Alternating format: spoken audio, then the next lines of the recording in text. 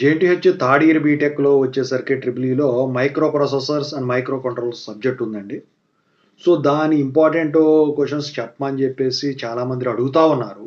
Micro processor and micro controllers కష్టంగా అనిపిస్తది గానీ చాలా బావుంటదండి. ఈజీగా ఉంటదండి. మంచి స్కోరింగ్ సబ్జెక్ట్ అండి.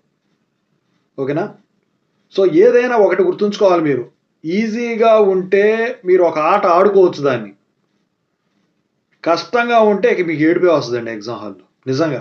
ఎవరిని చూసినా కూడా ఇక ఏడుపే వచ్చేస్తది. సార్లు వీళ్ళందరూ రాసుకుంటున్నారు, ఆళ్ళందరూ రాసుకుంటున్నారు వచ్చినోళ్ళని చూసి. అందుకని ఇది జాగ్రత్తగా ప్రిపేర్ అవ్వండి.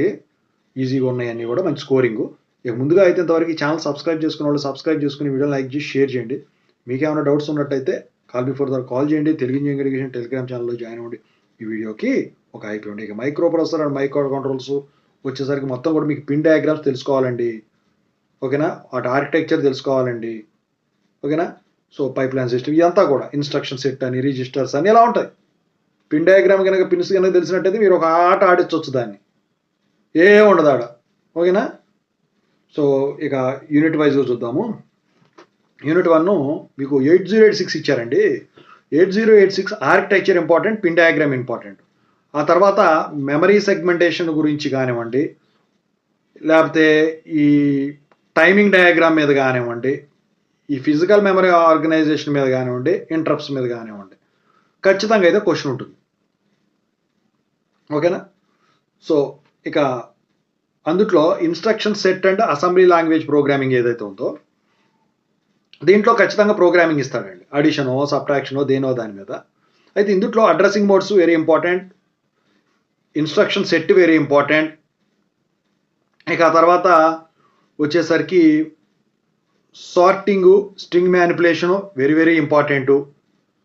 సో, ఎండిఎస్ కూడా వెరీ వెరీ ఇంపార్టెంట్. అది యూనిట్ 1.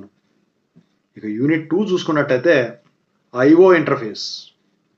అందులో మీకు 8255 పీపీఐ ఇది కూడా పిన్ డయాగ్రామ్ ఉంటుందండి. దాని గురించి తెలుసుకోండి. ఆ పిన్స్ అన్ని చూసుకోండి. ఫస్ట్‌ది 20థ్‌ది, 21ది, 40ది పిన్ డయాగ్రామ్స్ మామూలుగా. మైక్రో ఇక ఇవి ఉంటాయిలే కానీ జనరల్‌గా ఉండేది అదే కదా.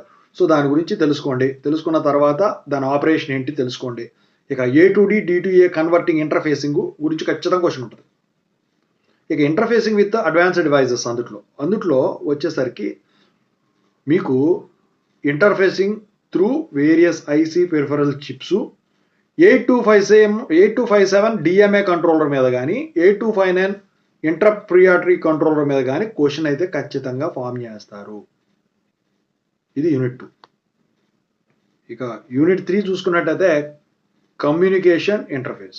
సో, ఇందుట్లో మీకు యూఎస్ఏఆర్టీ ఇంటర్ఫేసింగ్ మీద ఖచ్చితంగా క్వశ్చన్ ఉంటుంది. ఇక ఆ తర్వాత ప్రోటోటైపింగ్ అండ్ ట్రబుల్ షూటింగ్ మీద ఖచ్చితంగా అయితే క్వశ్చన్ ఉంటుందండి. యూనిట్ 3 చాలా సింపుల్గా ఉంటుందండి. ఇక ఆ తర్వాత యూనిట్ 4 చూసుకుందాం.